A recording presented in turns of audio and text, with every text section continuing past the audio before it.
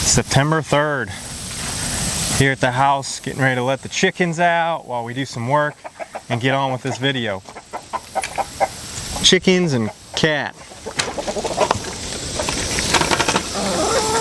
Here they come. Mr. Rooster. Alright, so on to the point of this video. Not about chickens, but I guess if you guys want to know about chickens, just hit me up in the comments and maybe I'll do a video on raising chickens and getting some eggs. Not that I'm an expert, still learning, but I've been doing it a couple years and I've learned a thing or two. Anyways, here is the purpose of this video right here. Got my water tank, a filler tank, a shovel over here on my golf cart. And today, I'm gonna make a water hole. A water hole for deer. Well, any wildlife that wanna drink from it, but particularly for deer. I've done this in the past, but it's been a few years and it wasn't technically even a water hole. I know it's becoming a popular thing for a handful of guys around the country, and I'm gonna start with this one, being that I bought that tank right there, 50-gallon tank from Tractor Supply a few days ago for, I think the total was right around 73 bucks. And with it being 50 gallons, it's low profile, which I think is going to be a good thing, because when I tried this before, years ago, I bought some, they were either 100-gallon or 150-gallon ones. The taller ones obviously cost more, and I didn't bury them. But that, I think, is going to be the secret to this water hole that I'm gonna put in today, and we're gonna see how quickly the deer will start to hit that. And we're only going to do this about 200 yards here behind my barn. So the layout of this land right here where I live is roughly 60 acres. I'd say there's like a 13-acre field that wraps around it, and we've got a lot of food in it. We've done some timber work, so we have good bedding, but overall it's a smaller tract of land, so it's hard to hold whitetails. I would say that we definitely don't hold any particular deer year-round. It's easy for them to get off the property and go right onto the neighbors, and a lot of smaller parcels around here, so it's hard to get deer to higher age class, but it's fun. We still do it, we still enjoy it, and plant tons of food plots back here to obviously attract them. Done our timber work to hold them, but like I said, they move off the property. The one thing that I've never ever concentrated on is water, and so I got this idea just a week or two ago. Buddy Nate put one in at his house, and he said they started hitting it pretty quick, so I was like, well, why don't I put in a little water hole? I'm a little late to the game, I know, with it being the beginning of September. I wish I would have done this a month ago, but better late than never. And one thing that I also want to hit on is that I think it might be a good attraction during the rut. So I'm gonna go over my supplies first again, and then we'll get started on this. So real quick, I mean, this is just a Rubbermaid 50-gallon, 189-liter tank. It's only, you know, about a foot and a half deep, so not super deep, which is great because I'm gonna bury it. And with me burying it, it's gonna sit right at ground level. Even if when they go to drink and it gets empty, they can still reach down and get to the bottom of it. May not last very long, but that's all right. It's not far from my house. Over here is just a tank I found in my barn that I actually inherited with the barn. Don't even know necessarily where it came from. Didn't have anything in it. I've rinsed and washed it out, so I would say it's clean. It's been in there for gosh, 15 years I've owned this place and I've never used it, so I'm gonna use it today. It's 20 gallons. I'll have to make a couple trips, but it should do the trick. Got my shovel, and that's what I'll fill in the sidewalls with. One thing I didn't mention, I'm not digging this whole thing by hand. I've got a Bobcat, so I might as well use it, but if we actually had rainfall and the ground was soft, I'd probably just use the shovel. But given the fact that we have hardly had any rain since July, ground's rock hard, I'm using the Bobcat. Gonna make it a little bit easier to work on myself. So yeah, that was something else I meant to mention in the beginning. We've had a phenomenal year for rainfall up until July, way above our annual rainfall amounts, and then August hit like it usually does, or at least has for the past 4 or 5 years, and we just fell straight into drought, or dry weather, if you will. Everything has dried out. Haven't mowed the yard in a couple weeks. Fall plots look not good at all, but this ought to be an improvement to the little setup we got here behind the house. So let's get to work. I'm gonna start with the Bobcat.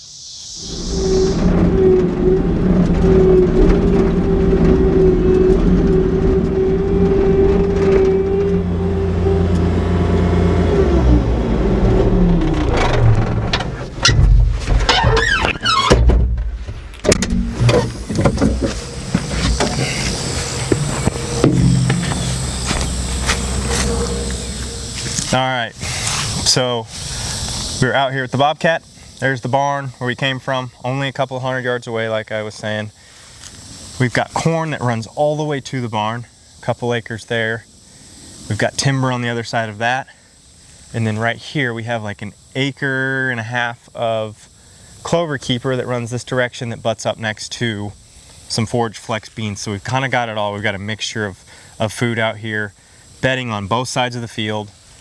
And then right here where we're putting the water hole, we've got a stand of Novix up here in that sycamore and a pathway running out of the bedding. And there's also a power line cut inside of that. So it's a good travel corridor for deer. I chose this specific spot because of not only the travel, but also because of the shade. Having it butted up against this timber edge, it's gonna create a lot of shade. That'll help keep the water cool, I think. Less water evaporation, and then also being this close to bedding, I feel like deer will feel more comfortable rather than putting it out there in the wide open where they're probably not going to travel out into the wide open in the middle of the day to get a drink, whereas they'd be more apt to getting a drink right here up against bedding. One other thing that I meant to mention earlier on, the nearest water source to my knowledge is, golly, probably 300 yards that way there's a pond. I can't think of any that direction, and way over on the neighbors maybe, but that's a good 1/4 mile away. So I think this is going to be the ideal spot. This whole video is mainly just a test for me to learn, hopefully you guys to learn as well. And honestly, if there's anything that you guys see that I'm doing wrong or could do better or whatever, feel free to point that out. I'm here to learn just as much as you guys. So let's get started. I'm probably only gonna do like 1 scoop because this bucket's bigger than my water trough. Midwest Land Group has changed the way land is sold and is the only brokerage to offer a 100% satisfaction guarantee. If you're looking to buy or sell property, don't before you talk to us.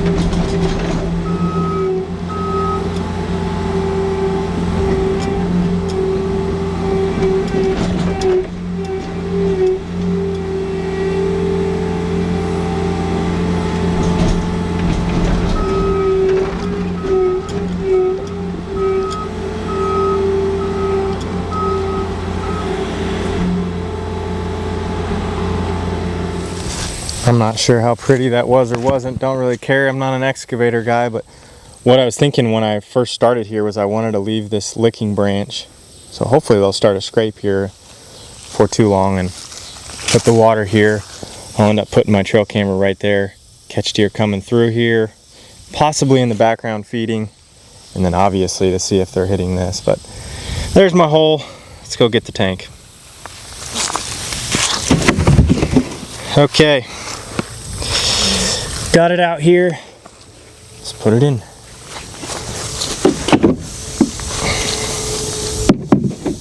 Yeah, hole's a little too big, but that's what the shovel's for. First, I'm gonna try to level this thing out a little bit better. I dug a little too deep, but probably better that I dug too deep than not enough with the ground being so hard.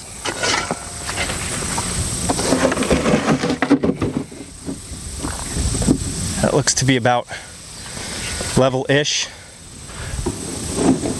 right there. I'll fill her in.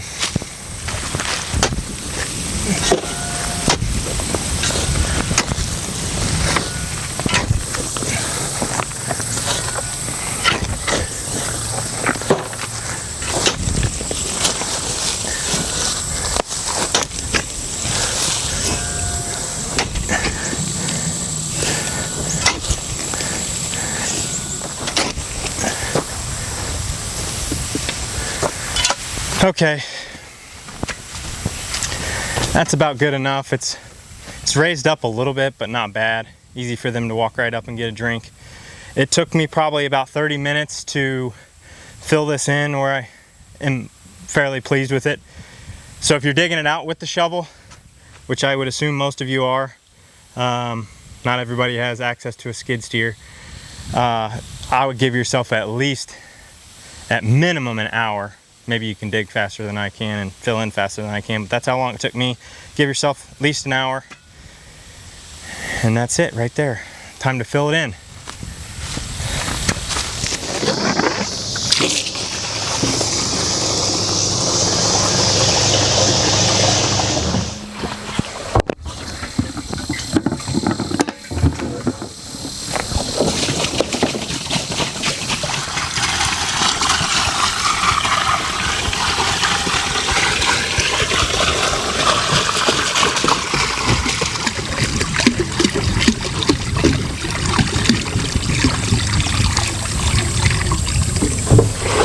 All right, that's roughly it. I'll probably top it off to level, but that's the water hole. Okay, wanted to shoot a quick recap on what we did here today. Put this little 50-gallon water hole in, Rubbermaid water trough from Tractor Supply I bought. Reason I placed this trail camera here is because it's a heavy travel corridor, obviously with that trail leading right into that power line cut, and then bedding being right there, leading out to food. Got a lot of variety here between the corn, the beans, and the clover. Obviously more of a destination food source, so maybe that won't bring the deer out here in daylight. A buck particularly obviously brings quite a few does, so there's no issue with that, but maybe a buck particularly, this might be the icing on the cake that helps us with that. Being so close to bedding here in the shaded area, might be a little more comfortable not stepping all the way out in the wide open field, just right here on the edge getting a drink. So I want to test it out. We'll see how it goes. It's my first one doing it this way. There's one other thing I wanted to address. Some of you might be wondering, like, well, why didn't you just dig a big water hole with your skid steer that you use there? Well, number one being this is a flat area. We're up on the top of a hill. There's virtually no runoff, so being that it's a drought, I don't think it's going to catch much water to begin with. So getting a pond established here is going to be tough, and if we get into a drought like we are right now, it's not going to hold water. With this, I can come right out here behind my house, fill it up very easily with that tank, and maybe some other spots around here if I see that this works out really well.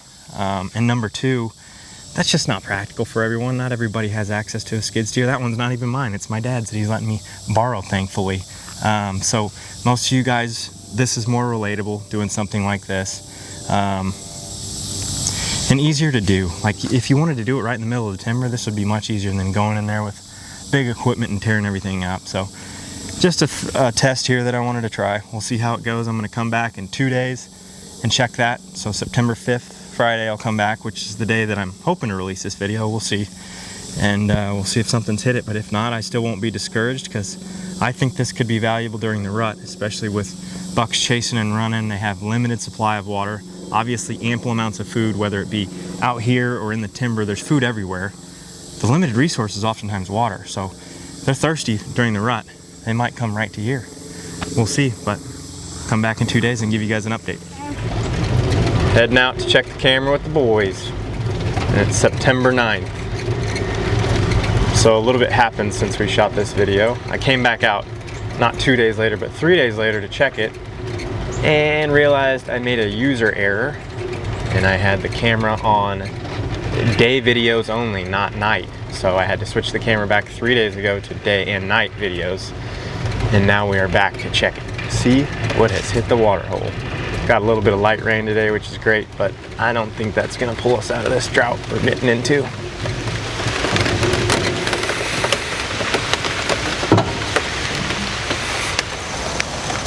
Looks like they've hit it maybe a little bit. Let's see here. Oh yeah, 148 videos. We'll go we'll pull the card and go see what's on there on the computer. All right, back at my desk, got the card plugged in here. Gonna see when I last checked this. I checked this on the 6th in the middle of the day. That was when I realized that it wasn't on night mode. So let's see when the first deer hit it.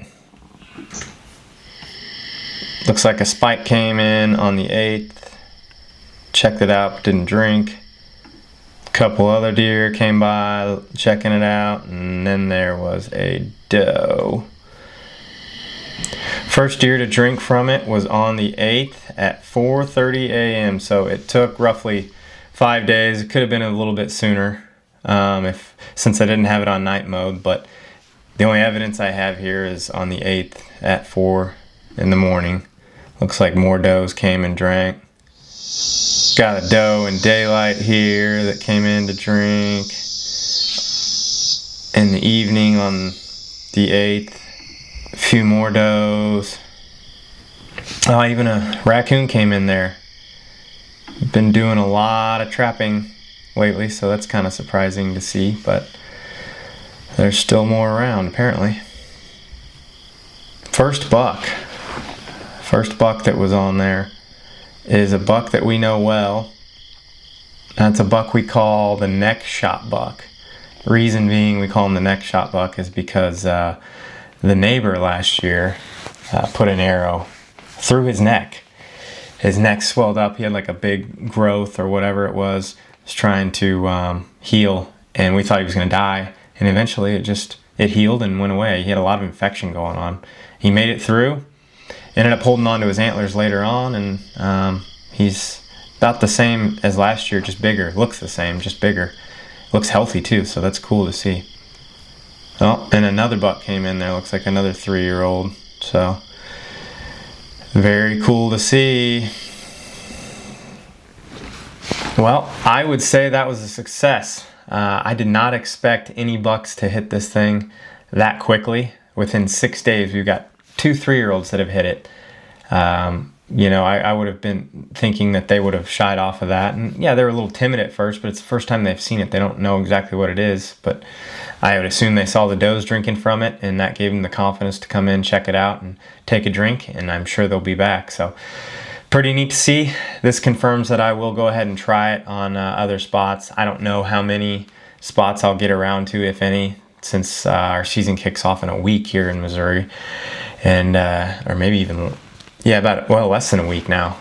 So I may try 1 or 2. If not, next year it will be one of the top priorities to get after early summer, so they're well established throughout the summer. The deer are used to them, and you know, they'll be ready to go by next fall. So thank you guys for following along on this project. If you guys have maybe some tips, questions, whatever it may be, feel free to leave those in the comments, because again, I'm here to learn just as much as you guys are and share what my results are, so we can all grow from this. But thanks again, and I'll see you on the next one.